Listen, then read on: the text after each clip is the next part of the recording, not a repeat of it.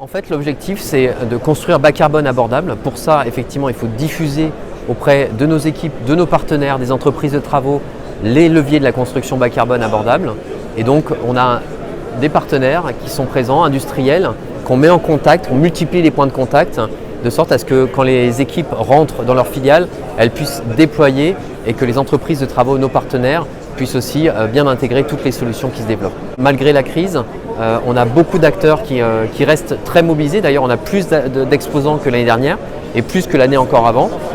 Donc ça, c'est vraiment extrêmement intéressant. On voit que le secteur est très dynamique puisqu'il y a beaucoup de nouveautés qui sont encore présentées sur le salon cette année. Cette année, on continue à élargir nos partenariats. On a des acteurs dans l'enveloppe du bâtiment comme Soprema ou dans le confort thermique comme Atlantique. Alors, sur la régénération urbaine, c'est effectivement un grand axe de développement aujourd'hui de la promotion immobilière et notamment de Nexity. On a un vrai savoir-faire sur le domaine. On peut citer par exemple le Carré Invalide qui est la réhabilitation de l'ancien hôtel de région de l'Île-de-France en bureaux et logements. Et sur Carré Invalide, on a la régénération urbaine, mais on a aussi de la régénération de matériaux puisqu'on met du verre recyclé et on met du plâtre recyclé dans notre partenariat avec Saint-Gobain. Alors sur la construction en site, en fait, on en fait depuis 15 ans. On a déjà livré 2500 logements dans notre mode constructif e-wood dans nos ossature bois.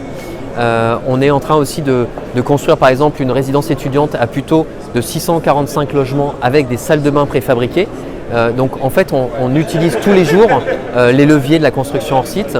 On a élargi effectivement nos partenariats puisqu'on a une filière industrielle qui vraiment émerge, qui se développe. On est leader du bas carbone, on continue à accélérer notre rupture de la courbe de nos émissions carbone. Donc on est vraiment très engagé. Sur 2023, les dépôts de permis de construire, on est à moins 25% de performance carbone par rapport à la réglementation. Donc on fait un quart d'émissions de moins que ce que nous demande la réglementation, sans aucun incentive.